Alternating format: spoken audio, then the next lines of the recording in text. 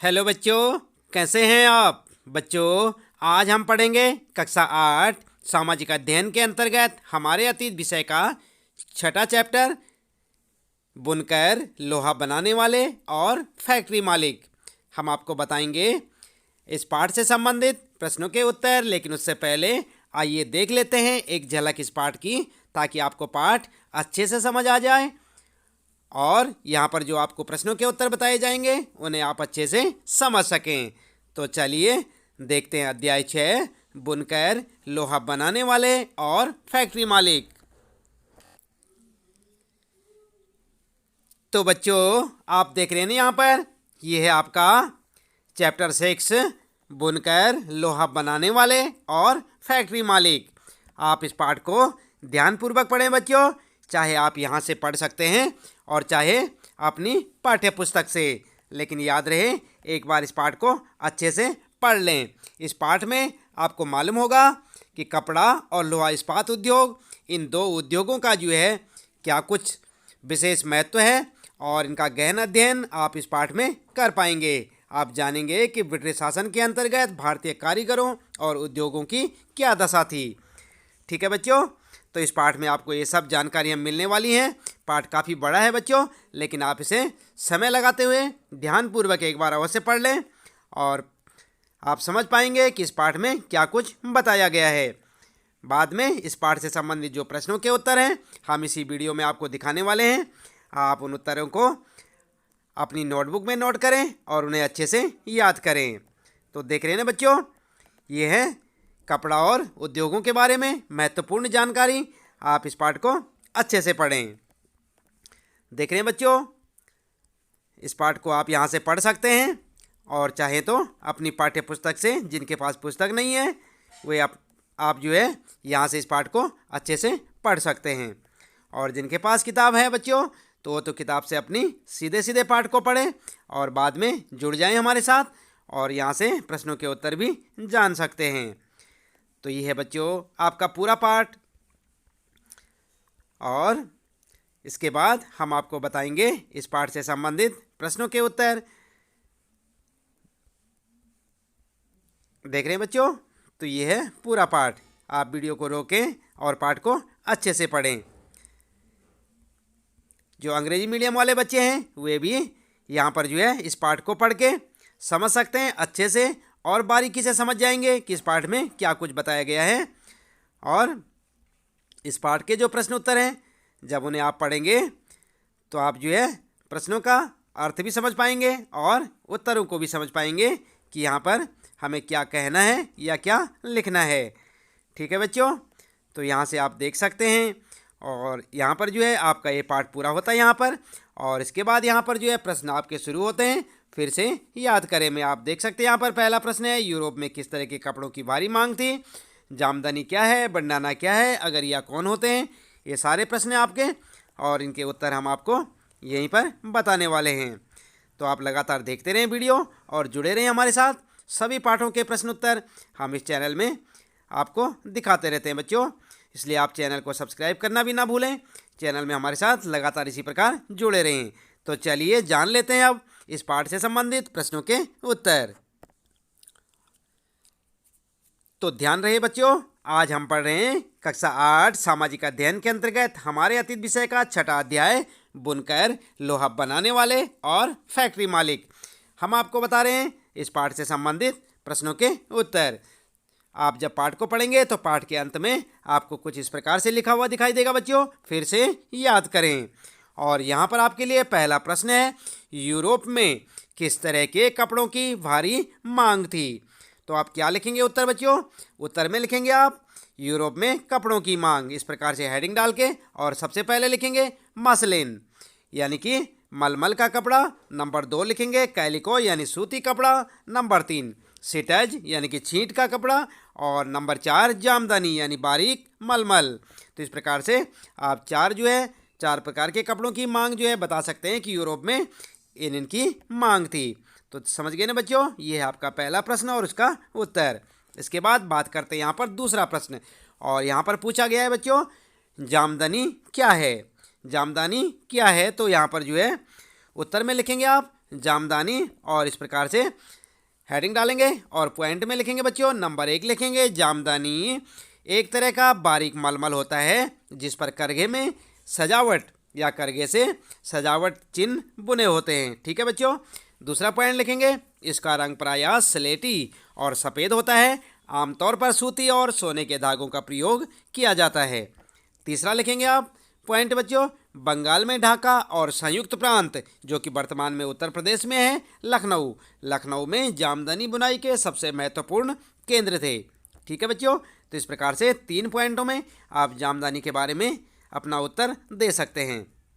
इसके बाद बच्चों आगे बात करते हैं। आपका तीसरा प्रश्न है, बंडाना क्या है।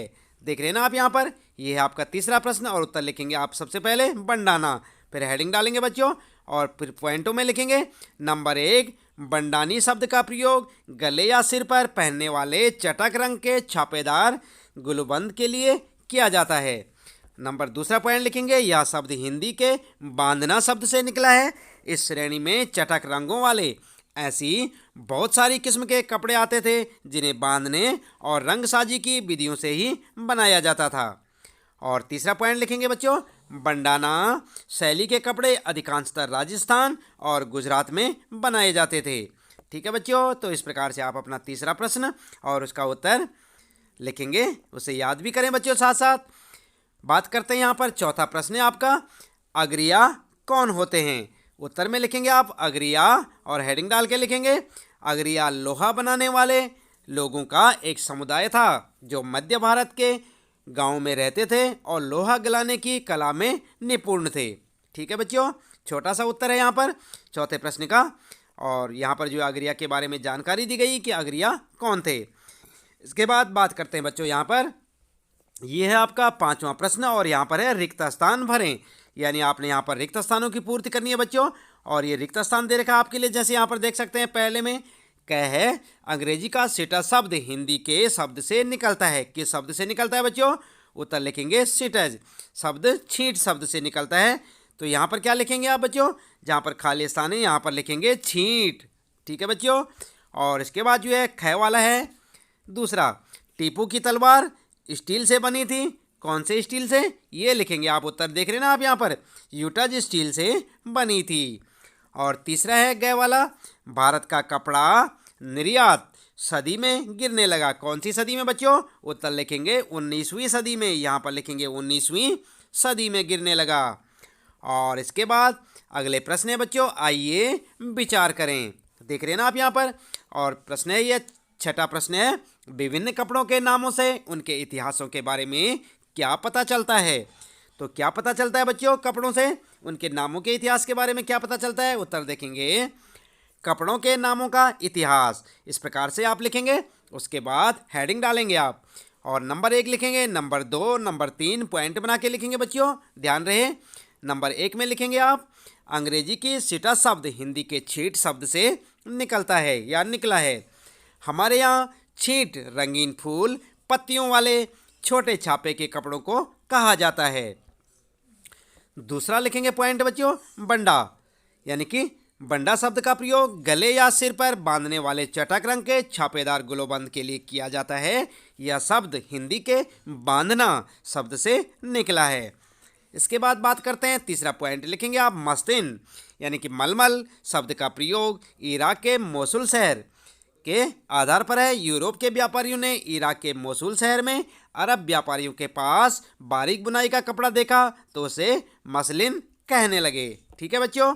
तो इस प्रकार से आप जो है अपने छठे प्रश्न का उत्तर लिख सकते हैं। बात करते हैं बच्चों यहाँ पर आपका जो है सातवां प्रश्न है। और सातवें प्रश्न में पूछा है, इंग्लैंड के ऊन और रेशम उत्पादकों ने 18वीं सदी की शुरुआत में भारत से आयात होने वाले कपड़े का विरोध क्यों किया था। तो क्यों किया था बच्चों, आपने पाठ में पढ़ा होगा। उत्तर लिखेंगे आप भारत से आयात होने वाले कपड़े का विरोध।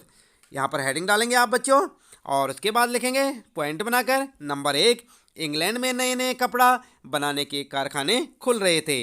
अंग्रेज कपड़ा उत्पादक अपने देश में केवल अपना ही कपड़ा बेचना चाहते थे। दूसरा पॉइंट लिखेंगे, इंग्लैंड के ऊन व रेशम निर्माता भारतीय कपड़े की लोकप्रियता से परेशान थे। नंबर तीसरा पॉइंट लिखेंगे, अब सफ़ेद मलमल या बिना मांड वाले कोरे भारतीय कपड़े पर इंग्लैंड में ही भारतीय डिजाइन छापे जाने लगे। इस प्रकार से आप अपना उत्तर लिखेंगे। बात करते हैं बच्चों, 8वां प्रश्न है फिर, और यहाँ पर पूछा गया ब्रिटेन में कपास उद्योग के विकास से भारत के कपड़ा उत्पादकों पर किस तरह के प्रभाव पड़े। तो उत्तर में क्या लिखेंगे, उत्तर लिखेंगे भारत के कपड़ा उत्पादकों पर प्रभाव, और फिर आप हेडिंग डाल के लिखेंगे पॉइंट बनाकर। नंबर 1, अब भारतीय कपड़े को यूरोप और अमेरिका के बाजारों में ब्रिटिश उद्योगों में बने कपड़ों से प्रतिस्पर्धा करनी पड़ती थी।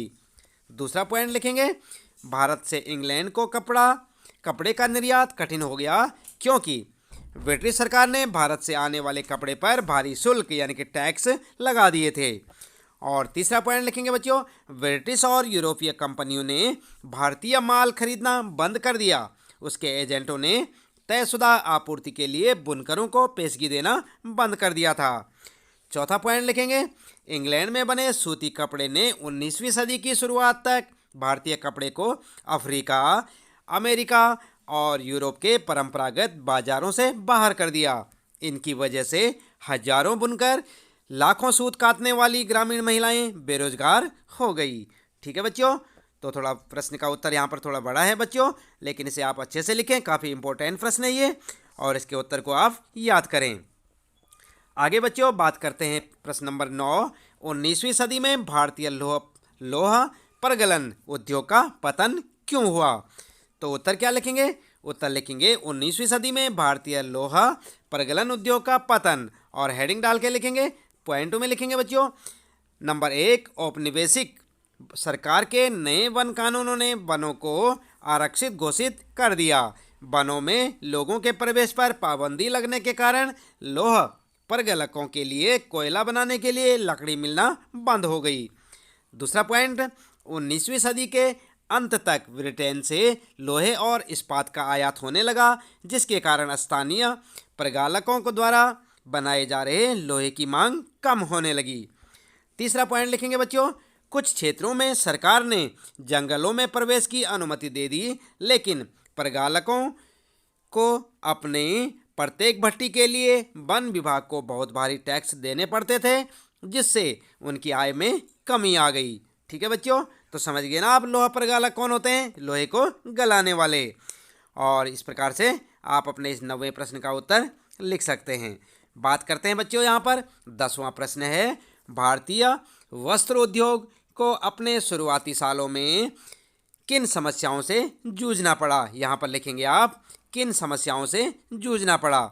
उत्तर में लिखेंगे बच्चों भारतीय वस्त्र उद्योगों की शुरुआती समस्याएं, और जो हेडिंग डाल के लिखेंगे बच्चों प्रश्न जो है पहला पॉइंट लिखेंगे इस उद्योग को ब्रिटेन से आए सस्ते कपड़ों का मुकाबला करना पड़ा। दूसरा लिखेंगे अधिकतर देशों में सरकारें आयातित वस्तुओं पर सीमा शुल्क लगाकर अपने उद्योगों को प्रतिस्पर्धा से बचा रही थी, यहाँ पर लिखेंगे बचा रही थी, परंतु भारत में औपनिवेशिक सरकार ने भारतीय स्थानीय उद्योगों को ऐसी सुरक्षा नहीं दी।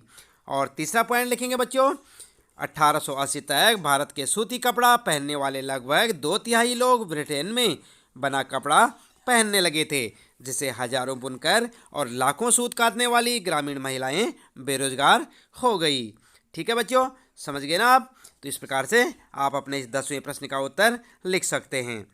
बात करते हैं बच्चों 11वां प्रश्न है आपके लिए, और यहाँ पर पूछा है पहले महायुद्ध के दौरान अपना स्टील उत्पादन बढ़ाने में टिस्को, जानते हैं ना आप, स्टील उत्पादन कंपनी टिस्को को किस बात से मदद मिली। उत्तर लिखेंगे टिस्को को अपना स्टील उत्पादन बढ़ाने में मदद, और हेडिंग डाल के लिखेंगे पॉइंट बनाकर। पहला पॉइंट लिखेंगे सन 1914 में पहला विश्व युद्ध शुरू हुआ।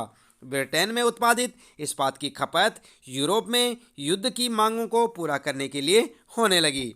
दूसरा पॉइंट लिखेंगे सेकेंड पॉइंट, भारत आने वाले ब्रिटिश स्टील की मात्रा में भारी गिरावट आई और भारतीय रेलवे भी पटरियों की आपूर्ति के लिए टिस्को पर आश्रित हो गया।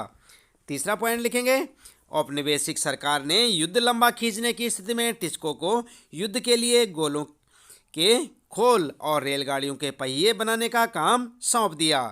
अगला पॉइंट लिखेंगे बच्चों औपनिवेशिक सरकार 1919 तक टिस्को में बनने वाले 90% इस्पात को खरीद लेती थी और कुछ समय बाद टिस्को समूचे ब्रिटिश साम्राज्य में इस्पात का सबसे बड़ा कारखाना बन गया है।